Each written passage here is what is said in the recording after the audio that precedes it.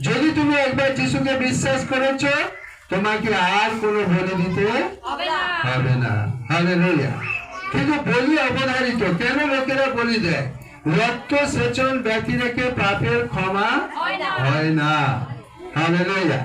সেই জন্য বলি তো দিতে হবে। এই জন্য কেউ পায়রা বলি দেয়, হাঁস বলি দেয়, ছাগল বলি দেয়, মেষ বলি দেয়। কিন্তু আমরা যারা খ্রিস্টকে বিশ্বাস করেছি, সারা জীবনের জন্য একটাই বলি, সে হচ্ছে খ্রিস্টকে আমাদের জীবনে স্বীকার করছি। সেটা আবার কি? বিনা পয়সায়। হালেলুয়া।